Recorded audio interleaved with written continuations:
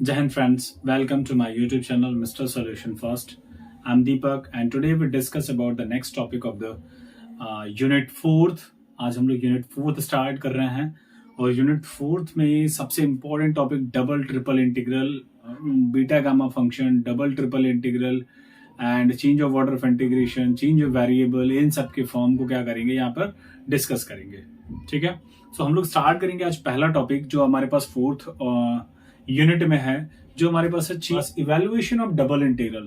कैसे हम लोग डबल इंटीग्रल को सॉल्व करते हैं ये हम लोग सीखेंगे. ठीक है, सो डबल इंटीग्रल को सॉल्व करने के लिए हमें सबसे पहले इंटीग्रल के पार्ट को आना चाहिए. इंटीग्रल की फर्स्ट ऑर्डर के इंटीग्रेशन को किस तरीके से हम लोग सॉल्व करते हैं. ठीक है, सो जिस तरीके से हम लोग फर्स्ट ऑर्डर का इंटीग्रेशन करते हैं वैसे ही हम लोग सेकंड ऑर्डर और थर्ड ऑर्डर मतलब triple integral and double integral भी करते हैं. सो हम लोग आज डिस्कस करेंगे कि जो बेसिक कॉन्सेप्ट है डबल इंटीग्रल की वो किस तरीके से सिंप्लीफाई किए जाते हैं. ठीक है, स्टार्ट करते हैं हम लोग. Double integral, let the region R be the bounded by the curve x is equal to x1, x is equal to x2 and y is equal to y1 and y is equal to y2. So मान लो कि हमारे पास एक curve है जो कि curve bounded है. जो curve से हमारे पास बाउंडेड है x is equal to x1 से, x is equal to x2 से, y is equal to y1 से and y is equal to y2 से. जो बाउंडेड है वो उसको हम लोग मान रहे हैं कि कोई रीजन है. जो रीजन हमारे पास क्या दिया हुआ है, R दिया हुआ है. ठीक है, सो अब इस रीजन पर बात करेंगे हम लोग. 3 पॉइंट्स इसमें बनते हैं और इन तीनों पॉइंट्स के बारे में हम लोग बात करेंगे और देखेंगे किस तरीके से इसको सॉल्व करते हैं. So when first point is when x1 x2 are function of y and y1 y2 are constant, then double integral of r fxy dx dy is equal to single integral of y1 y2 and x1 is equal to phi 1 y, x2 is equal to phi 2 y fxy dx dy. ठीक है, सो ये हमारे पास मिल जाएगा integral जो double integral इस तरीके से simplify होता है. तो इसको हम लोग देखते हैं किस तरीके से वो सिंप्लीफाई किया जाता है. सो डबल इंटीग्रल हमें अगर सॉल्व करना है तो इसमें जो y x1 x2 है वो कांस्टेंट है. कह रहे हैं सॉरी जो कह रहे हैं कि फंक्शन ऑफ y है, x1 x2 are function of y है. x1 x2 जो फंक्शन है किसका, y का. तो मींस ये कर्व है हमारे पास. सो हमने यहाँ पे डिफाइन कर दिया है कि x1 इज इक्वल टू, ये हमारे पास कर्व है, x1 is equal to phi 1 y and x2 is equal to phi 2 y. ये हमारे पास दो कर्व डिफाइंड है जो a b एंड c और d कर्व को दिखा रहे हैं. सिमिलरली और इसमें दिया हुआ है कि y1 y2 are constant. So y1 एक स्ट्रेट लाइन खींची, y2 एक स्ट्रेट लाइन खींचा, तो ये कर्व मिला और ये हमारे पास स्ट्रेट लाइन बन गई. अब हमें अगर इसका इंटीग्रेशन सॉल्व करना है तो हमने इंटीग्रेशन में देखा हुआ है कि हम लोग इसको सॉल्व करने के लिए एक स्ट्रिप लगाते हैं. जिस जो कर्व दिया वो उस कर्व के थ्रू एक स्ट्रिप लगाएंगे और उस कर्व के थ्रू स्ट्रिप लगाने के बाद उसका सॉल्यूशन फाइंड करेंगे. सो हम लोग मान ले रहे हैं कि पी क्यू हमारे पास एक स्ट्रिप है. इस पी क्यू स्ट्रिप को हम लोग स्लाइड कर रहे हैं. अगर इस स्ट्रिप का एरिया निकाल लें और उसको हम लोग y1 से y2 तक इंटीग्रेट कर दें, मतलब यहां से यहां तक इस स्ट्रिप को स्लाइड कर दें, तो ये जो पूरा रीजन मिल रहा है हमारे पास, इस पूरे रीजन का क्या हो जाएगा, हमारे पास एरिया मिल जाएगा. और वही हम लोग क्या करना है, सॉल्व करना है. तो जो हमारे पास डबल इंटीग्रल होता है वो एरिया को डिनोट करता है. So double integral of R F X Y D X D Y is equal to y1 y2 x1 is equal to phi 1 y fxy dx dy and phi, ये हमारे पास limits दी हुई है और इन्हीं limits के through हम लोग क्या करेंगे, इंटीग्रेशन सॉल्व करेंगे. सिमिलरली ऐसे ही हमारे पास when y1 y2 are functions of x and x1 x2 are constant, जो हमारे पास y1 y2 है वो फंक्शन ऑफ x है और x1 x2 हमारे पास कांस्टेंट है. Then double integral of r fxy dx dy is equal to x1 x2 y is equal to phi 1 y, y2 is equal to phi 2 x, phi 1 y x fxy dx dy, ये मिल जाएगा हमारे पास. सो ये जो integral है इसको हम लोग देखते हैं बाय द ग्राफ. कैसे समझते हैं कि अगर हमारे पास कोई भी x 0 से x है एंड हमने o से y लिया हुआ है, एक ग्राफ इसमें ड्रॉ कर रहे हैं. जो हमारे पास पहला है कर्व, वो कर्व क्या है, y1 is equal to phi 1 x. दूसरा ग्राफ क्या है हमारे पास, y2 is equal to phi 2 x. ये दो हमारे पास कर्व दिए हुए हैं, ये दोनों कर्व हैं और ये दो स्ट्रेट लाइन है हमारे पास, x is equal to x1 and x is equal to x2. So ये भी एक हमारे पास कर्व है, एक CD कर्व है. यहाँ से एक स्ट्रेट लाइन AC मिल रही है और दूसरी स्ट्रेट लाइन हमारे पास CB मिल रही है या BD मिल रही है. सो अगर हमें इसको सॉल्व करना है तो integral of r fxy dx dy is equal to, ये इंटीग्रेशन हम लोग क्या करेंगे, सिंप्लीफाई करेंगे. उस कंडीशन में ये फॉर्मूला यूज करेंगे जिस कंडीशन में x1 x2 क्या होगा, फंक्शन ऑफ y होगा, तो ये फॉर्मूला यूज करेंगे. उस कंडीशन में ये फॉर्मूला यूज करेंगे जिस कंडीशन में y1 y2 function of x होगा, उस कंडीशन में ये फॉर्मूला. अब हो सकता है कि दोनों कंडीशन ऐसी हो जिसमें कोई किसी का फंक्शन ना हो, मतलब x1 ना ही y1 का फंक्शन y का फंक्शन हो, x1 x2, और ऐसे ही ना y1 y2 जो है ना x का फंक्शन है। तो उस केस में क्या होगा, तो हमने यहाँ पे तीसरा केस लिया हुआ है when x1 x2 y1 y2 are constant, मतलब x1 x2 y1 y2 ये चारों जो हैं वो कांस्टेंट मिल जाए। सो क्या करेंगे हम लोग, तो double integral of r f x y dx dy is equal to y1 y2 integral of x1 x2 f x y dx dy solve करेंगे।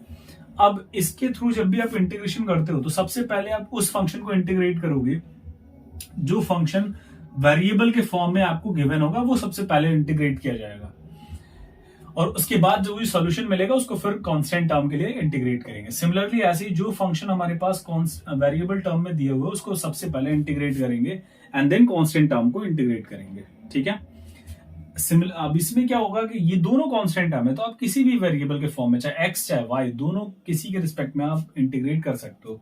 आप चाहो तो फंक्शन को सबसे पहले x के रिस्पेक्ट में इंटीग्रेट कर लो, देन जो सॉल्यूशन मिले उसको आप पुटअप करके फिर y के रिस्पेक्ट में इंटीग्रेट कर लो। या आपको अगर ऐसा नहीं समझ आ रहा है, आपको नहीं लग रहा है कि मैं पहले उसको करूं y को, तो आप पहले y के रिस्पेक्ट में इंटीग्रेट करके देन फिर x के रिस्पेक्ट में इंटीग्रेट कर सकते हो।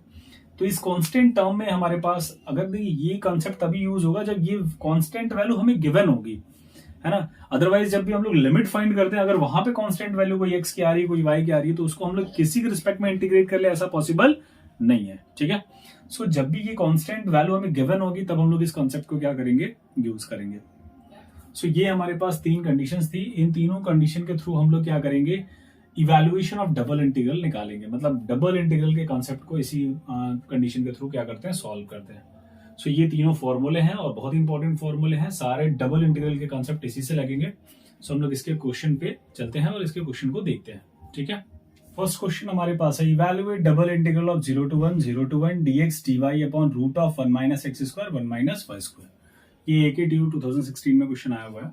सो अगर हमें इसको सॉल्व करना है तो इसको सॉल्व करने के लिए हमने क्या देखा कि ये जो पूरी वैल्यू है, आप देखो लिमिट को, पहले लिमिट हमारे पास दोनों क्या है, कांस्टेंट है।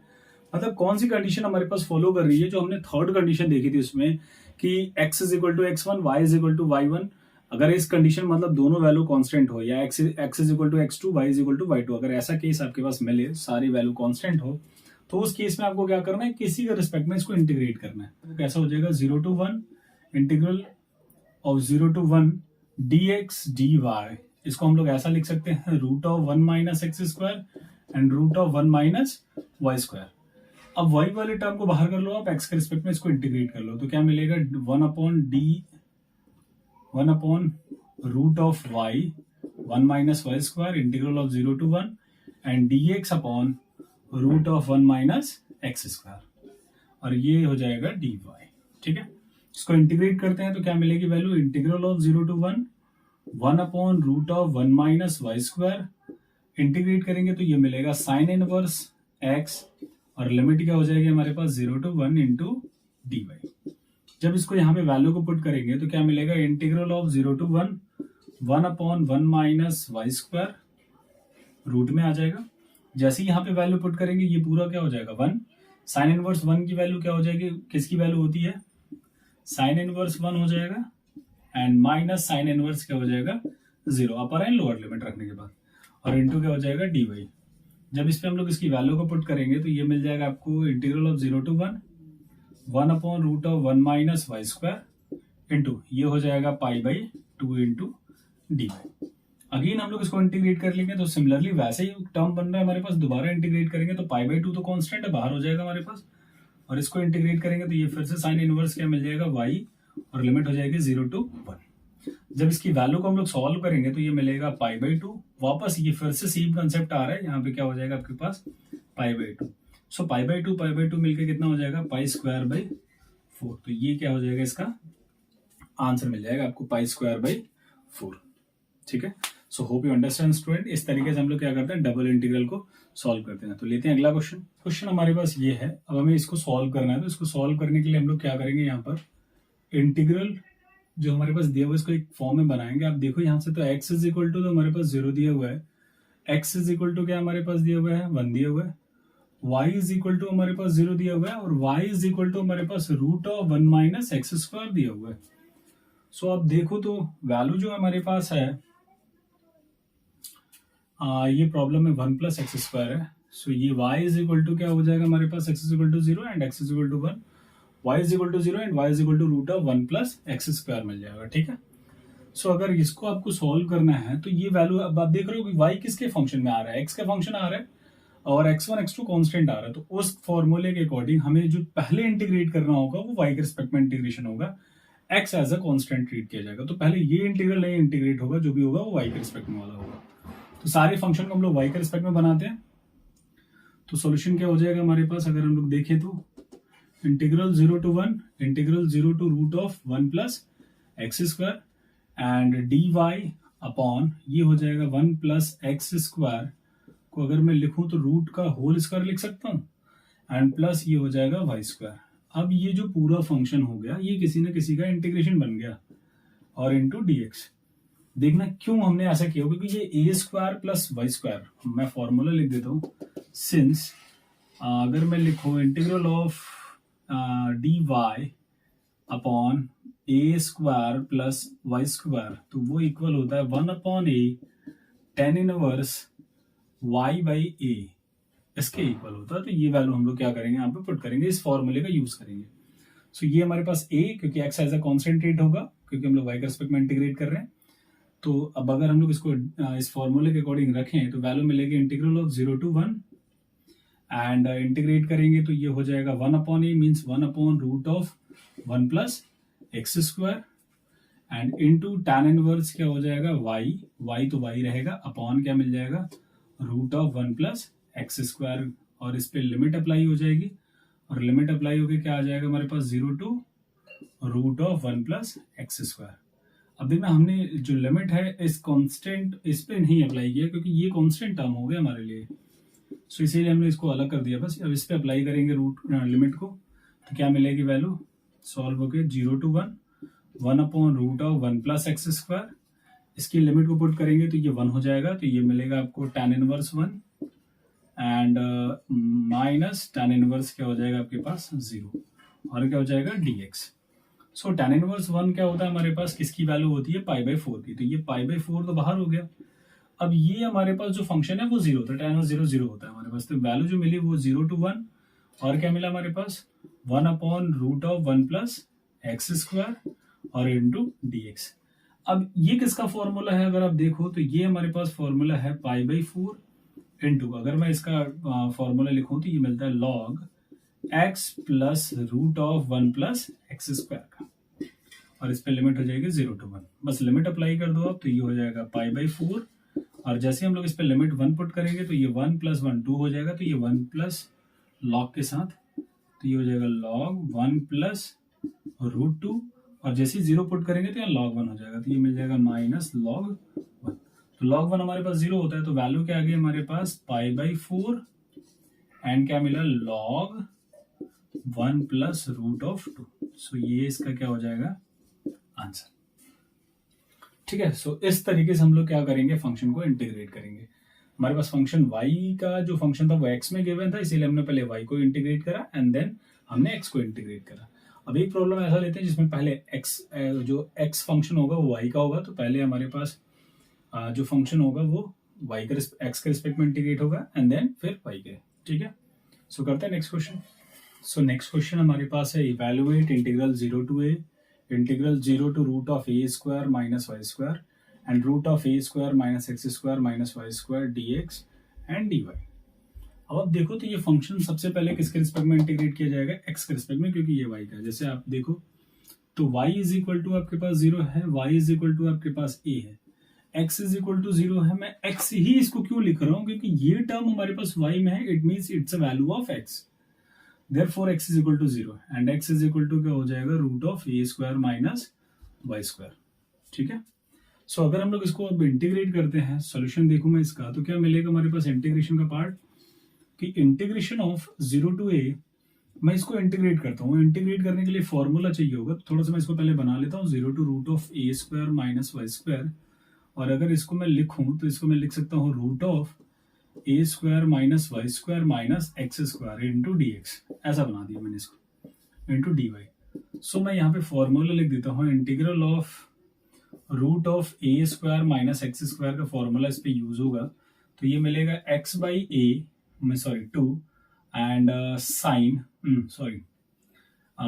x by two root of a square minus x square plus a by two and sine inverse x by a x by a होता है, so x by a it means a and plus c, ये formula हमारे पास है। ठीक है, तो इसी फॉर्मूले का यूज हम लोग क्या करेंगे, यहाँ पे अप्लाई करेंगे। ठीक है, तो यूज करते हैं हम लोग फॉर्मूले को, क्या मिल जाएगी वैल्यू हमारे पास, ये हो जाएगा इंटीग्रल ऑफ 0 टू a, यहाँ पर जैसे इंटीग्रेट करेंगे ये बनेगा हमारे पास x by two and root of a square minus x square means ये a square minus y square minus x square into ये हो जाएगा प्लस, नेक्स्ट क्या मिलेगा a means a square by two होता है, यहाँ पे a square by two means a square minus y square upon two and sine inverse क्या हो जाएगा x by root of a square minus y square.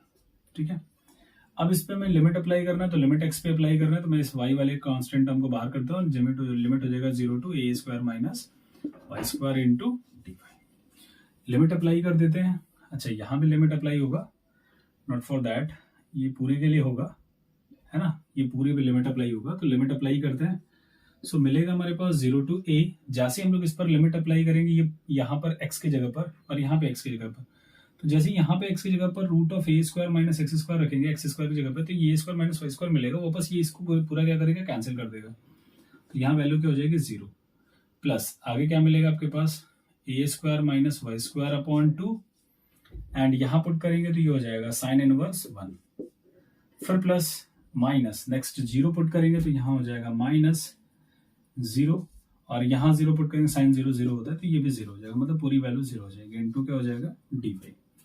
इसको सॉल्व करते हैं तो साइन इनवर्स 1 मीन्स कितना आ जाएगा हमारे पास पाई बाई टू एंड एक पाई बाई टू पहले से है तो ये कितना हो जाएगा पाई बाई 4, इंटीग्रल क्या हो जाएगा 0 टू ए, ये हो जाएगा a square minus y square into d Y.